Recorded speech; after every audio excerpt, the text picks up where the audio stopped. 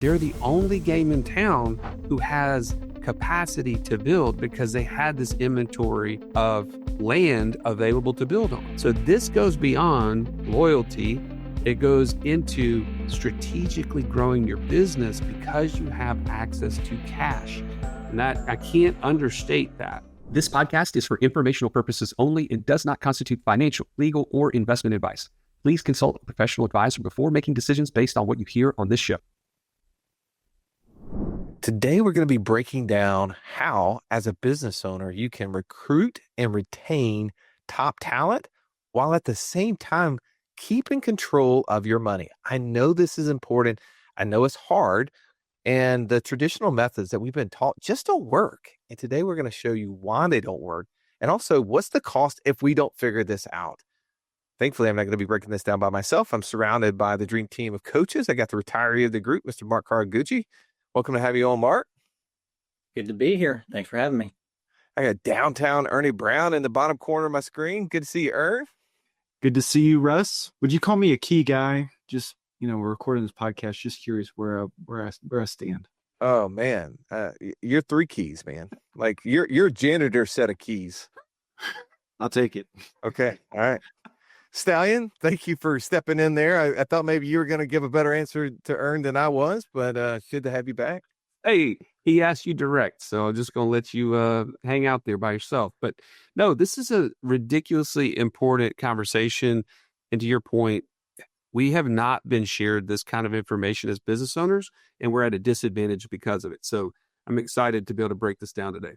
Yeah, well, this matters as business owners because either you're growing your business or you're leaking talent. And I want to show how you can do this well. And thankfully, this is something that we have been working on and been doing and helping business owners for a long time. If you've listened to our show for any length of time, you've heard us talk about infinite banking and how we were able to use that concept to create over $50,000 a month in passive income. But it's just not that easy to figure out how does this all connect into my own personal system. Stallion, that's why we created the passive income operating system, bro. It shows you how to turn active income into passive income. It makes all the steps come together. If you would like to get access to it as a podcast listener, we've never given this away in public before. Go to what'swhatwallstreet.com/PIOS. Mark, I'm going to bring you into the conversation first because I think there's some really costly statistics that we need to touch on from the beginning. So what does the data say about employee turnover? And truly, what is it costing business owners annually? Depending on which one you want to look at, the reports are anywhere from close to 18% of the workforce is turning over annually. And that can translate into a cost of replacement of anywhere from 50 to 200 or even possibly 400. So let me break that down a little bit more for you. If this is an entry-level employee, we're looking at about 30 to 50% of their annual salary is the cost of their replacement. A mid-level is about 150% of their annual salary, and a high-level executive who is, a key person, if not a triple key person like Ernie, about 400% of their annual salary is the cost. And for those of you that are geeking out, because I know you've got a pen and paper, the cost of turnover is hiring plus training plus lost productivity plus lost engagement, errors, and cultural impact. So this is a pretty big line item for any business owner. All right. Well, speaking of my triple key guy, Ernie, I want you to add a little more salt to the wound here, because if someone hasn't already figured out, this is an expensive process. And as a business owner, unless you're brand new, you've gone through this. You've either hired someone that left, you've hired someone that was not the right fit, had to let them go. What is some more critical cost as associated when someone walks out the door? Well, Mark just talked about like the dollar amounts of the costs and how that could be multiple times in income. And I think that's quantified from what you're losing. When somebody key in your company, and they're key by the role that they play or the cumulative knowledge that they have gained and the responsibility that you've entrusted them with, when they leave, you lose part of your brain trust of the company.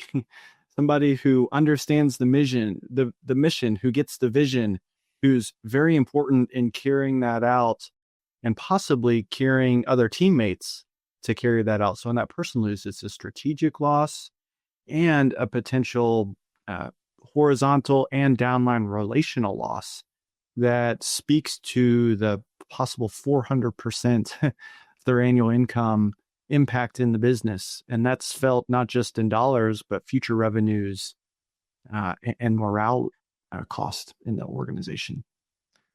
Stallion, I think a common conversation a business owners had with us is something like, man, I don't understand why this person left. I'm paying all that I can pay. Like, I continue to pay well. I pride myself on being someone who takes care of their people. Why is pay maybe not the only thing that's keeping them from losing this talent war, if you will? Well, you're right to say that conversation comes up a lot, because think about, inflation over the last 5 years.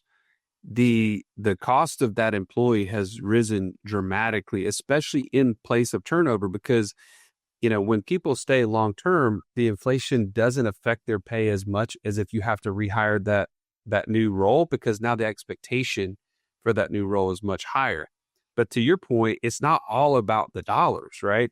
In fact, I'm going to quote a book that we've shared on this podcast many times, Darren Hardy's The Entrepreneur Roller Coaster by Darren Hardy. He points out that A players, which is what we're all looking for, they have really 5 things that they're looking for in any organization. And shocker, money is number 5 on the list. And I'll share with you really quickly. Number 1, they want to work with other A players. Number 2, they want to work with a company with vision. And to your point, Ernie, I almost feel like we could maybe combine mission and vision into one word and call it mission, because That's a good idea. it's just efficient. You said a word. But number 3, they want to be challenged to do good work. And number 4, they want to grow both personally and professionally.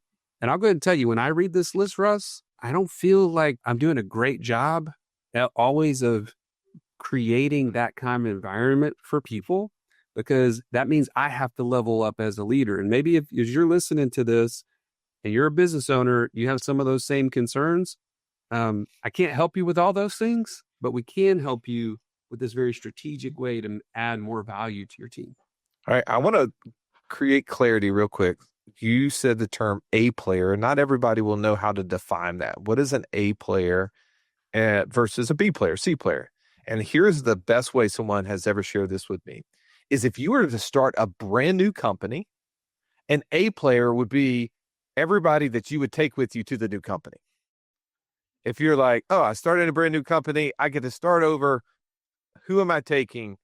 If they don't meet your dodgeball list, right? If they're not in the top 5 of your kickball team, that's not an A player, right? Like, there's a reason why people don't, get drafted in the first 3 rounds, right? Like, they're not the A players. Not that there can't be an A player at some point. They're probably just not there yet. And that's okay. And the world needs B players too. But if you're building an A player list, this is what we're talking about. All right, Mark, we have built what's called a dual executive reward plan that we help business owners use to recruit and retain employees. Can you break that down, maybe kind of the mechanics of that for us? There's 3 primary things that are happening in this dual executive reward program. Obviously, there has to be a business. The business is the one that's going to fund this plan, which is going to reward and retain those key employees by creating an additional compensation and actually really aligning the loyalty with the business, because now they become a vested partner. If the business succeeds, they will succeed as well. Next, obviously, is that employee. You can't have a dual executive reward program without said key employee. They're a highly valuable asset while we're able to then incentivize them. And then the last piece is a specially structured life insurance policy. This is going to create a living benefit for the benefit of the business as well as the employee in there.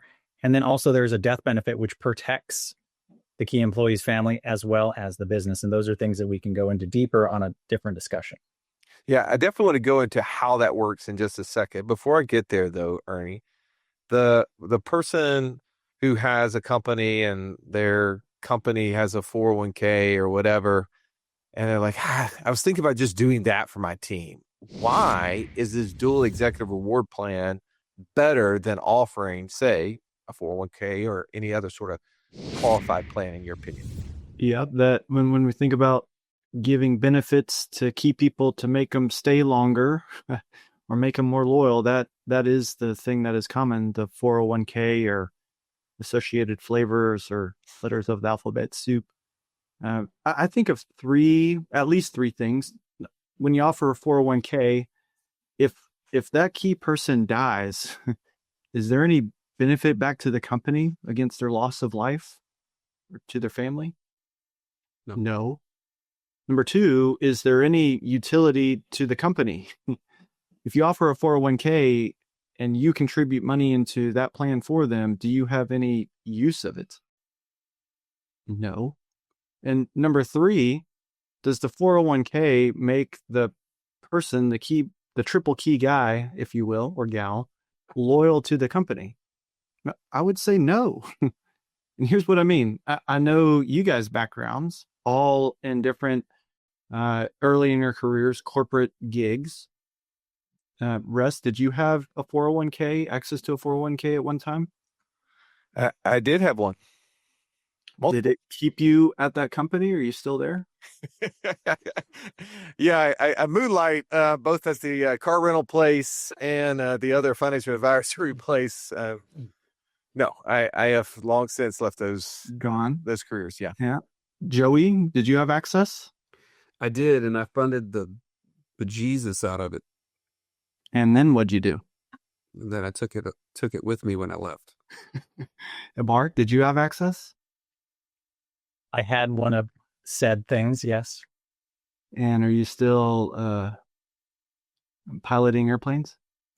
What is no, Alex? Is no. So these loyalty programs, turns out, actually produce zero loyalty. So there's no benefit against loss of life. There's no tangible benefit to the company, and it creates no loyalty. So it accomplishes really none of the stated objectives.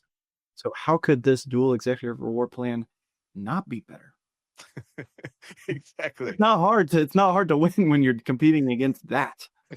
Well, and that is the number one reason why these plans are started, these employee benefit plans. For most people don't realize that employee benefit plans were started in the 70s as a result of there being, freezes on people being able to increase wages. And instead of doing that, they created ways to pay them otherwise, right? Through benefits. And this became a quote unquote benefit for your employees, is that you provide a 401k. And the reason you would do that is to try to show value to them so that they would stay loyal. They would continue to work and try to get the Rolex or quartz or whatever sort of garment watch you give them at the end of 50 years. Or a canoe paddle, which is what I was going to be offered. And Russ, when we got to the 70s, actually what we have now from the 70s is a diluted benefit plan from what started in the 40s when we got defined benefit plans and pensions. Right.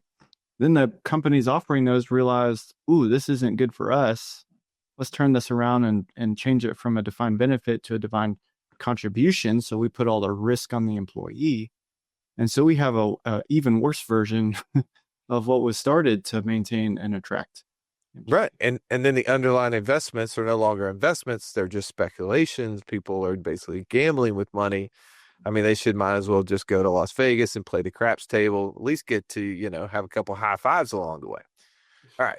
Neither here nor there. Let's dig in. When your employees lose all their money, they do become more loyal to their job because they hear that is true. Maybe that there is a positive of speculating in the market. They have to stay somewhere. Now we're back to pay. All right, let's get into some mechanics. I'm listening and I want to understand more about what this entails. And the first thing that I think of is legal. So Mark, what are some of the legal and kind of key compliance considerations a business owner should know about? Yeah, just like anything good that the government gets involved in, we want to make sure that we chop down a couple of forests and get some proper paperwork out there. So you're going to need to have you want to have an attorney drafted bonus agreement, right? These things need to be laid out on paper so that you're protected, the employee's protected, and the business is really what's protected in here too. You also need an insurance ownership agreement. You can't just go running around throwing insurance on your employees without their knowledge. They have to know and they need to be a part of this process. There's also an annual IRS form that needs to be filled out. And that's actually, for those of you that are curious, it's IRS Form 8925. It is a report of employer-owned life insurance contracts. So these are things that you got to do for compliance. And to make it super easy, we're in contact with one company that we know where there's basically $1,000 flat setup fee. And that just goes and that takes care of all this stuff for you. It's like just, going to Costco, just get it in one basket and you're done. Move on. Okay, Ern, how is the bonus structured and calculated? Well, there is some flexibility there and can sort of be tailored to meet your company and your key people's goals. But you do want to consider a couple things. Number one, you don't want to set the bonus so far out into the future that your key person feels like it's unattainable or loses complete focus on it. It doesn't want to be so far out into the future that they don't think about it and aren't incentivized because they don't feel like they're getting closer. You also don't want it to be so close that you don't have on your end enough time to store away the value to pay the bonus. And you practically also want to have your key people incentivized to stay long enough to make it worthwhile you implementing. You don't want to pay it out super soon. So typically what we're seeing is a structured agreement somewhere between 7 and 15 years, with really we're really seeing 8 to 12 years being the time frame where at least we're seeing most of these bonus agreements set. And as you're determining that, it can be that you determine a set dollar amount of bonus, or if your person is very tangibly producing for your company, you could set an incentive that the more that they earn the company, the greater their bonus. And you could create simple arrangements around that. And just an example of that, Russ, many years ago now, we helped a dentist set up one of these bonus agreements with one of their key hygienists and set that bonus for 10 years in the future based upon production, and was expecting at that point in time, if that hygienist was still there and the company grew because of their production, that a bonus would be paid out somewhere around $200,000, which I think was a huge win for the practice and a huge win for that hygienist who would probably otherwise not have that opportunity anywhere else in town, in my opinion. Yeah. So that turned out to be a huge win. Just example of how that could be structured in that time period. There was nothing worse than walking into class when you're in school and the teacher saying, "Pop quiz day." Why? Because you were unprepared. Are you unprepared though for financial freedom? Don't be. Find out how close you are by taking our 30-second quiz at wealthwithoutwallstreet.com/quiz. Hey, Wealth Without Wall Street family. If you're serious about building passive income through real estate, then you need to check out Dustin Heiner's podcast, Master Passive Income. Yeah, Dustin retired himself at 37 years old using rental properties. And now he's teaching you how to do the very same thing step by step. If you're looking for real estate strategies that actually work, this is the podcast for you. So go subscribe to Master Passive Income wherever you listen to podcasts and start building your path to financial freedom today. Go check it out now.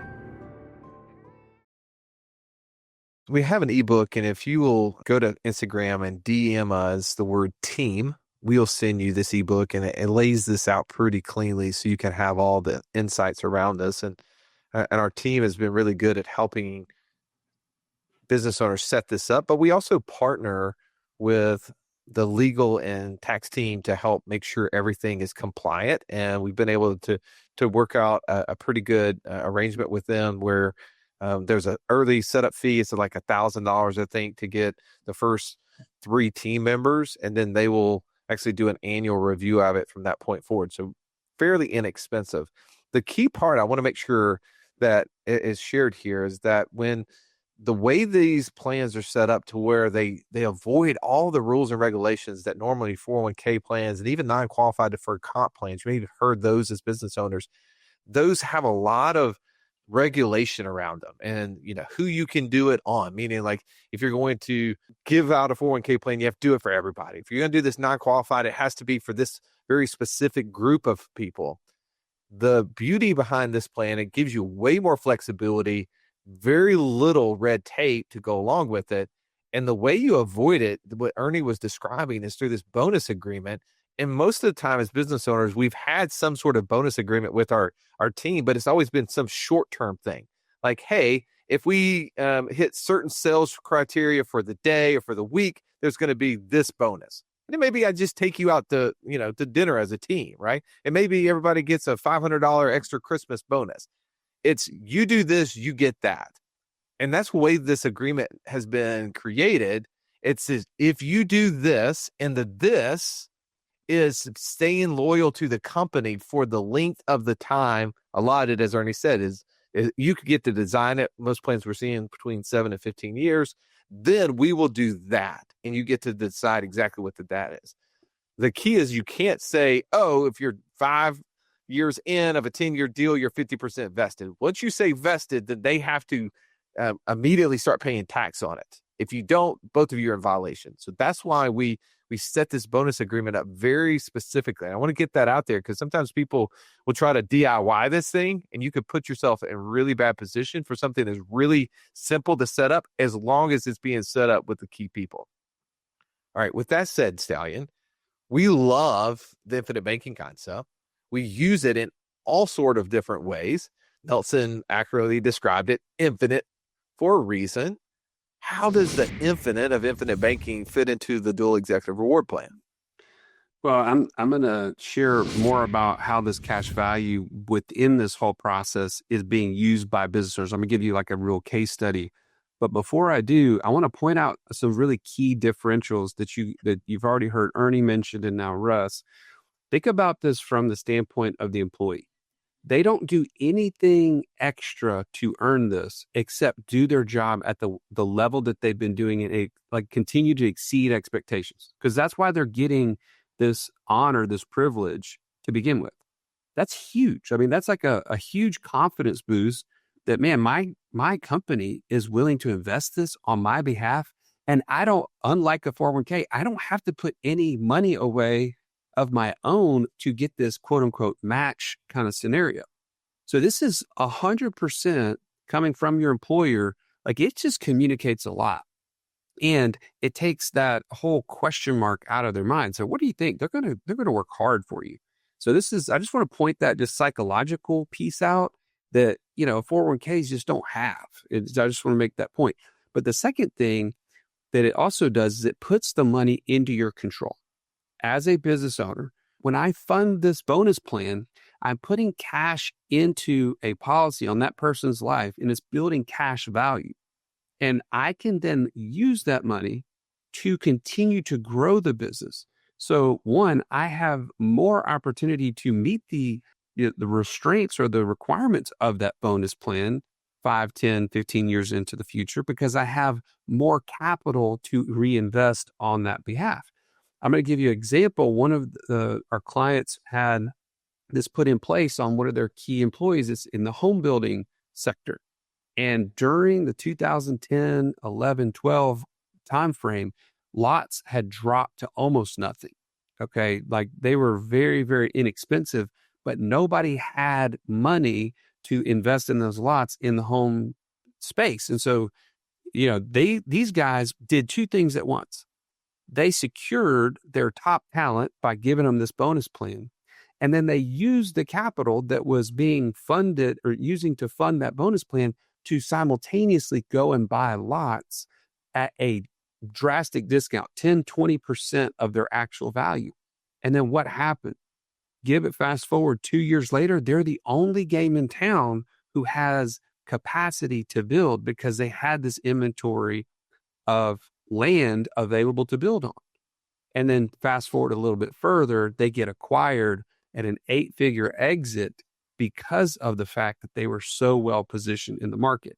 So this goes beyond loyalty. It goes into strategically growing your business because you have access to cash. And that I can't understate that. All right, Stallion, while you're hot here, I'm going to jump back to you real quick. How do you know, or how does a business owner listening know who qualifies for this? What criteria does exist that, right? Like we've talked about using insurance companies as the place where we store this extra money. That's the unique part of the insurance component. And it's not a part of the bonus agreement. It's this whole separate document. How do I know if a team member is going to qualify? And is there any specific like monetary requirement there? Yes. So insurance companies are always out to look out for possible loss, right? That is their biggest concern. Even though we're strategically using this for the cash component and we're using it for that purpose. So an insurance company is going to dictate to you that these key employees must be in the top 35% of earners within your organization. Okay. So beyond that, they also have to have some direct financial impact if they were to be lost. Like, so tomorrow, Johnny or Julie pass away, your business is going to suffer financially. And you have to be able to at least loosely be able to explain the impact as a part of the underwriting process in this. Oh, good. I love that. All right. Again, just some more action steps here, Ern. What's the first decision, in your opinion, that a business owner needs to make? Yeah. Well, if you are a business owner listening to this and you are offering a 401k program, for instance, and just recognize that plan is dog water and you don't want to do it, you to do something like this, or you're excited about this idea and you're thinking about those top earners and thinking about who it is on your team that because they understand the mission and vision, remember, they get it. They're key to your company. They're part of your brain trust. They have huge influence on your team. And if they left, they either take people with them, you can't afford that, or if they left themselves, it'd be just a huge loss to the current operation or momentum of the company. If you're thinking about those people, get them in your mind, but do not yet get it out of your mouth. You want to be strategic in the approach of this plan, and you can sink the deal by too early over-promising and under-delivering this plan, or misidentifying who it is and creating some hard feelings. So probably the first thing you want to do is identify who it is, and the second is to have a consult with your team, and Mark and team at Strategic IBC understand these plans. You would want to game plan this so that you can draw up what this could look like in your company, if it is a good fit, if it does meet your goals, if pre-qualify the teammates who might be able to be there, and then come up with a pitch with the team so that the approach has the best chance of sticking the landing. So I'd say probably part of it, what's the first thing you do is you keep this from coming out your mouth too early. Yeah. Well, Mark, he kind of talked about if someone came to you as their coach and said, hey, I want to do this, what other items would you have them bring to you or into any of the other coaches to try to get started? The foundational stuff that we're going to need is really name, date of birth, what state is this employee in? For the business, we're going to need to know, what is the business's name? What is the business's type? And what is their EIN? Right? These are all bits and pieces of information that the insurance company is going to need and things we're going to need to properly file for. We're also going to need some financial information. We've talked about it earlier. We need to qualify this employee being in the top 35%. So what is their salary? What is the revenue? And what is really the bonus budget? We're now talking about, how is the company going to afford and fund this? What is actually the desired outcome? With that basic boilerplate start point, that's going to help us get the ball rolling to start figuring out, okay, like to Ernie said, now we can have an educated discussion between us. What do we really want to do? What are we trying to do so that we can build it the right way to have that desired outcome? All right, guys, I want to hit a couple like bonus rounds, if you will, just maybe debunking some of the misconceptions out there. So, Joey, what's one myth about retaining talent that this plan completely debunks? Well, we've already kind of talked about it, but I'm just going to go ahead and tell you 401ks keep employees loyal. There is no loyalty within those plans. That is a nice way of trying to pitch it to you that it's a benefit to you. But as Ernie pointed out earlier, you zoom out and you take a look. None of the people that you provided this to are required to stay or provide any loyalty. All right, Mark, what's another myth? Ping pong tables and snacks build loyalty. Tell me why that's a myth. Well, that was always like the Silicon Valley strategy, right? Oh, hey, we're gonna make ping pongs, we're gonna have foosball tables, and this is gonna make people want to stay. But yet people still manage to find a way to leave. You know, that magnetism of that ping pong table just only lasts for so long until you Forrest Gump everybody, and then you're out on the circuit. So you're no longer there. Ern, what's another myth? Yeah, I think business owners would think that as they're looking at their limited resources of their time, their money, their energy, their efforts, that they can put a little in to get great results. Maybe it is free snacks. Maybe it is a gym membership. Maybe if it's getting food brought in or whatever little side benefits that are very inexpensive, that you think you're going to create lots of loyalty with that. Speaking to the culture piece.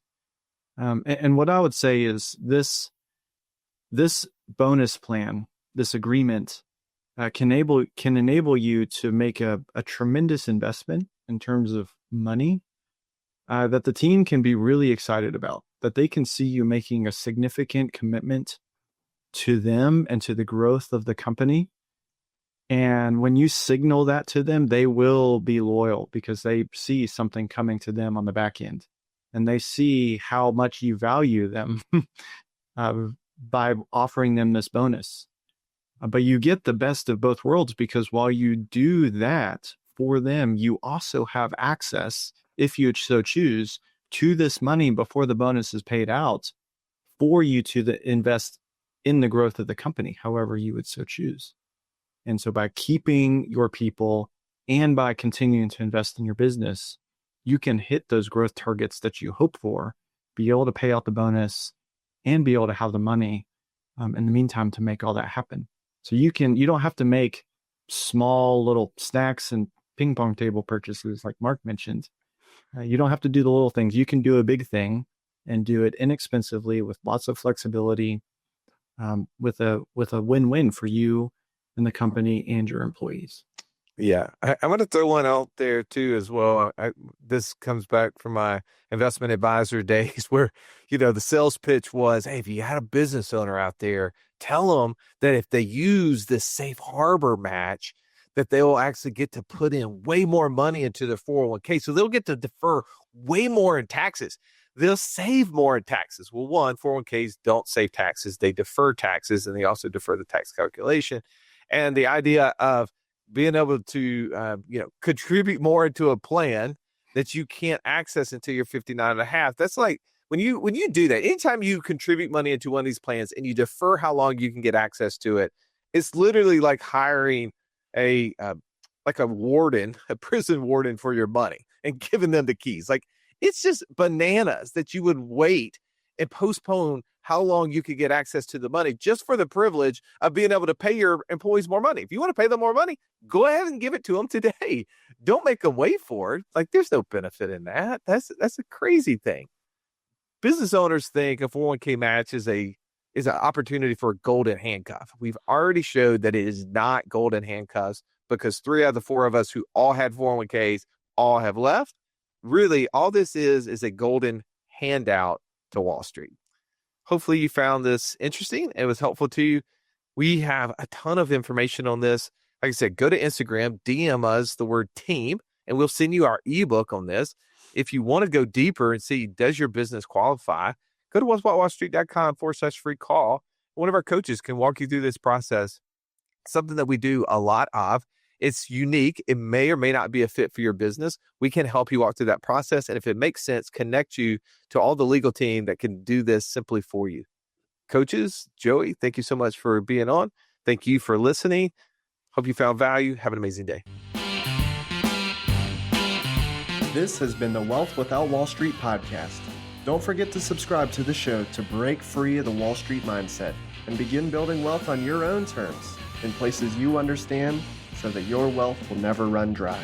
See you next episode.